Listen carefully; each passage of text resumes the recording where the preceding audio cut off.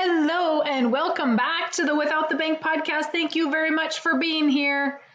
Oh my gosh. So today we are going to talk about confusion, mass confusion. You guys, we talk about all things IBC business, all of it, right?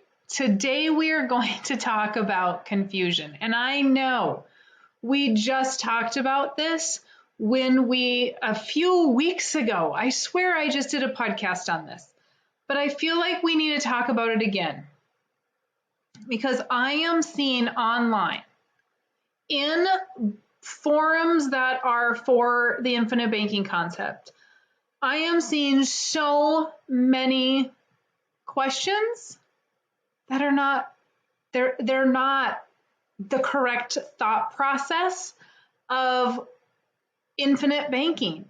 And I really feel like infinite banking has gotten lost in like the slough of dirtiness, and it needs to be brought back up to where it is. So here's some of the questions that I have seen in the last week.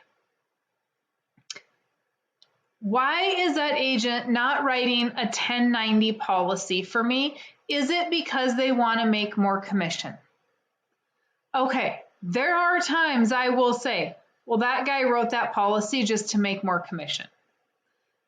However, if you are writing an infinite banking policy and you are wanting to do a 1090, I am not advocating for 1090s. I would never write one.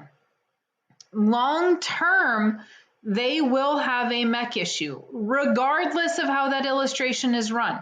One little thing is off with dividends, and it's a mess. I would never do a 1090 policy for a long period of time. However, these people are on here saying, well, they must be wanting to make commission. No, if your agent understands what your goals are, then they're going to write the policy based on your goals. You guys heard me say in my last few podcasts, I also did that one a little while back, is that I've got clients that say, you know what, Mary Jo, I don't want to start new policies all the time. Because here's the thing, the more money you put towards cash value up front, the sooner that policy is going to MEC. And you're going to have to stop paying premium or reduce premium. That means that we have to start another policy. And so we're starting new policies all the time. And I have clients saying, I don't want to start new policies all the time. I'm okay giving up a little bit of cash value so that I can put money into this policy the rest of my life. So if we're going to do a policy that's a 50-50 split, meaning 50% to cash value, 50% to paid up additions, then we get to fund that policy at the max amount for a longer period of time, okay? If we do a 1090, we don't get to do that. We've got some term on there that drops off a death benefit. So now if you pass away, your death benefit may drop off depending on what company it's written with and how that term rider is applied to the policy. And so there's a lot of factors outside of commission. If we are asking if that agent understands commission, or is that agent writing it for commission, then you obviously don't have faith in the agent that you're working with that they're doing the right thing for you. As I'm recording this, I just got off of a call with a client, a new potential client that said, how do I know you're doing the right thing for me? Because how do I know you're structuring it correctly? Well, first of all, we just had an hour meeting where I asked what you're doing for a living, what you want, what our ultimate goal is, right? Down the road, what is our ultimate goal? Is it to retire? Is it to have passive income? What is that ultimate goal? What do you have for loans right now? What do you have for investments? What do you have for life insurance? I asked all of those questions. And what is his goal? He wants to be able to buy real estate and be able to create cash flow. He wants to be able to buy property and create cash flow. Okay, then that means we need more money up front. And because we are just starting to do that, I'm probably going to do a policy that's a 75-25 split. And not every agent agrees with that even. My dear friend James Nethery, who I love, love, love, and I will get to see in the next couple of weeks, he does not necessarily agree with those either, because we're adding term on there. And as James said, base premium makes money. And people forget about that. They always look at what we're losing. Nelson talks about long-term thinking, okay? Here's another thing that I have seen, and I've experienced it just this week with two agents. Well, one of them said, "Do you teach other agents how to do this?" And I do, but you have to be a certified infinite banking practitioner. So I ask always, "Have you read Nelson's book?" "No, but I'm familiar with it." Well, I'm not even going to talk to anybody if they've not read Nelson's book. Being familiar with IBC does not mean you know IBC, okay? This is what's happening. Another gentleman, another agent online talking about how he knows IBC, but he's not read Nelson's book. He doesn't understand long-term thinking. He's telling me why not do a 1090, because what Nelson was preaching is old news. We need to update our news. What? What Nelson was teaching is long-term thinking. A 1090 can cause mech issues. Again, my wonderful dear friend James Nethery did a podcast on this, breaking these policies down. If I could do those policies and I could sleep at night knowing those policies are going to be a good policy long-term and we're not going to have any issues, I would do them. I would do them. Guess what? I've done policies so close to the MEC line that we cannot change our payment from monthly to yearly or it would MEC the policy because I was bumping up to that MEC. Well, that gives no freedom to anybody. And we want to have some freedom to adjust our premium if we need to. And not have an issue of this thing mecking. There is so much misconception. Or here's another one. Do I use two agents instead of one? Which policies do, or which companies do I use? Should it be direct recognition or indirect recognition? Those are the things that we're concerned about. When in fact, we should be concerned about, is that agent an infinite banking practitioner? Do they understand what Nelson was teaching? He was the founder of the concept. Do they know and have they read Becoming Your Own Banker? Is it on their desk? Because guess what? At any time, I can reach down and grab my book. Anytime I can do that because it is on my desk all the time. If I have to reference it in a meeting, I will reference it in a meeting. I can't tell you how many times, and it happened just this morning as I record, just before I'm recording this, a gentleman asked, why wouldn't I just put money in a CD and go to the bank and borrow money versus life insurance? Oh, guess what? Nelson happens to have that exact scenario in his book. And no, it's not outdated because as Nelson always said, it's all relative. And an agent telling me that Nelson is outdated means that he's not read the book. He's not studied the infinite banking concept. Instead, he might be familiar with it and out there spewing advice for what? Where is this advice? Have you done the homework? Have you run the numbers? I have run the numbers on different policies. What if I do a 75-25 versus a 50-50 split? What if I do a 75-25 versus a 60-40 split? Guess what happens in 30 to 35 years? Those policies end up with the same cash value. What is your goal?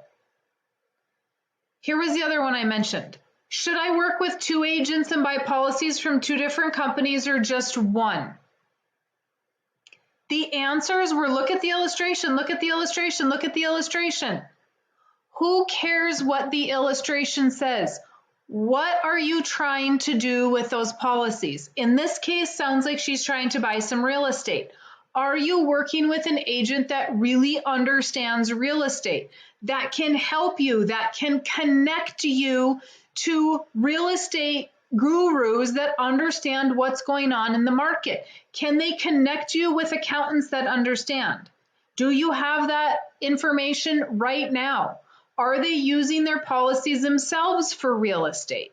Okay.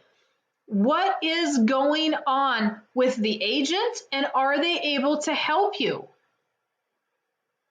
Can they help you with the infinite banking concept?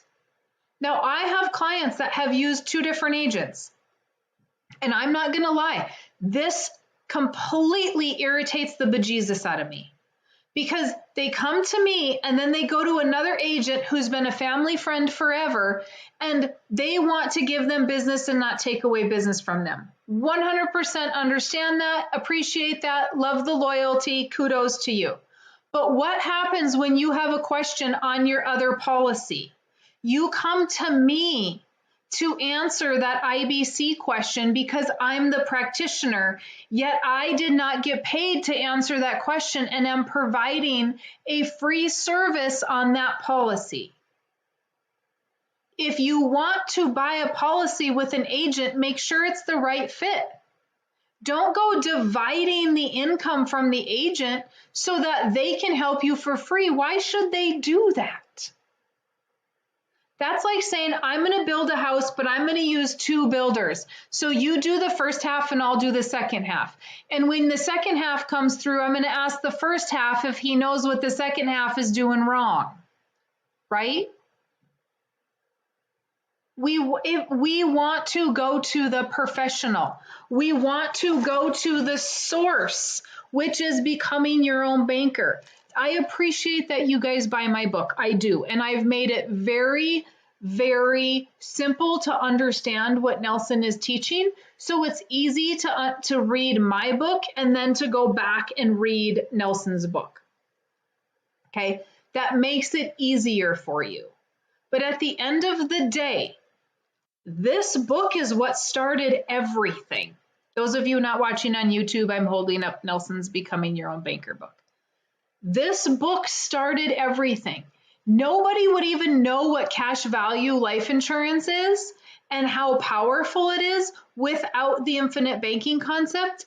And yet, so many people have lost it along the way, and so many people just assume that they know what it is. And they're not asking the right questions, and they don't have the right concern because they've not listened to the master. And you know what? You can tell me all day long that Nelson is outdated, but Nelson lived through the economics of 80 years. He paid attention economically to what was going on. He was an Austrian economist. He studied history. He understood what was happening. And I have listened to Nelson to have learned that and had the pleasure of being able to mentor under him for a few 6, 7 years. Okay, well, it was more than that. It was 8, I think, whatever, doesn't matter. There are really, truly only maybe a dozen of us still in this industry that spent as much time with Nelson as we could. And those are the people that are true, authentic IBCers. So when people say to me, Mary Jo, why are you so concerned about if I have a certification or not? What is the NNI anyway? Why do I care? Because he was the founder of the concept. That's why. It's like saying, hey, I'm going to take Farming Without the Bank or Life Without the Bank, and I'm just going to go teach everybody, which happens. And then they're teaching from my book, which is only half of what you need to know. Becoming Your Own Banker is a 10-hour course. You can go to infinitebanking.org and you can buy the videos of Nelson doing the 10-hour course. And I suggest you do that. That is going to help you figure out what agent you want to work with and what is most important. Mutual companies are all good companies. I am seeing that over and over and over and over and over and over. Which company? What are their dividends? What are their loan rates? Oh my goodness, you guys. Find the agent. And then not everybody can work with me. Yes, I'm the agent, but I'm not a fit for every single person. I have handed clients off to other agents that are friends and said, you know what? This person is going to be a better fit for that because I don't understand that industry, or I'm not going to be able to help you to the highest extent that I should. And so I therefore don't believe that I should get anything for that. So please go work with XYZ person and they will take care of you. I know that they will. And if there's agents that I don't believe will take care of their clients, then I don't work with them. I would not refer you to them. Okay? I had a guy last couple weeks ago that was just nasty mean, just rude. Talk to my staff, very rude to my staff. And I just plainly said, I can't do business with you and I won't refer you because you shouldn't treat anybody like this. The people that I know in this industry are good people. Okay. There is so much to learn, and it is about long-term thinking. In the life insurance industry, you either get your money now or you get it later. It's not some miraculous thing that's happening. Nelson taught us how to put a PUA rider on this policy so we could access money quicker. That does not mean we make more money long-term. It just means we have access to money quicker, but we have to watch for that mech. And if it's going to mech, we need to start another policy. Do we want to be starting policies all the time while we're older? There are some clients I have. I have a client right now that I said, you know what, we really should do a 50-50, 60-40 split on this policy. We're getting older and we're tobacco. It's not going to get cheaper. We're going to have a business to sell. We are going to have a lot more money coming in the future. We are going to want a place to put that money long term. But because of the tobacco, we're not going to be wanting to start a policy in 10, 15 years from now.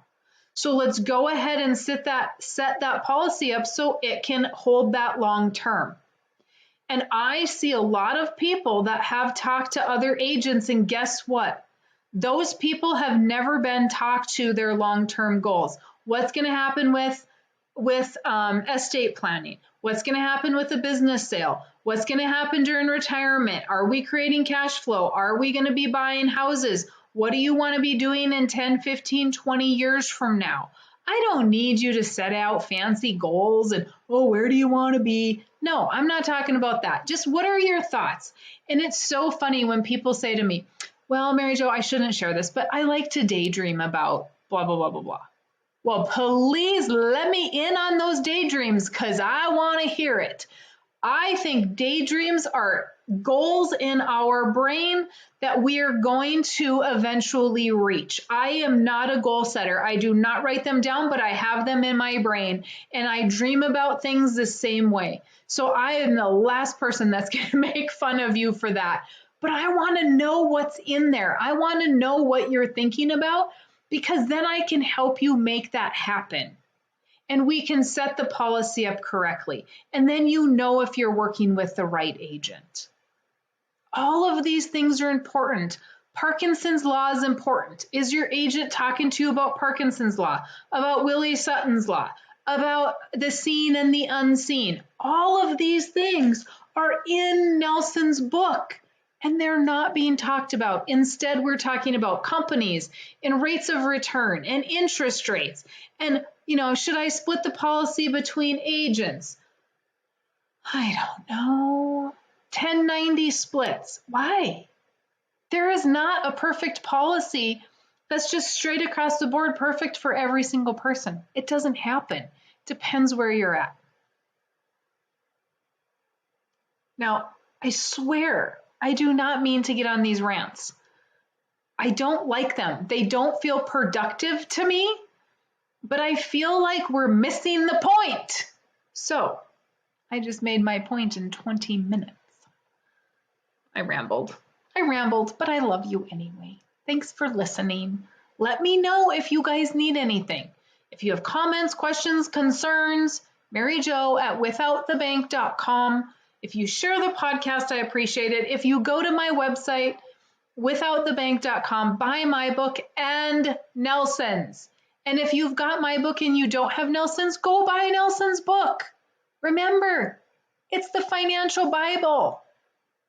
Okay, you guys, let me know if you need anything. Otherwise, as always, have a fantastic rest of your day.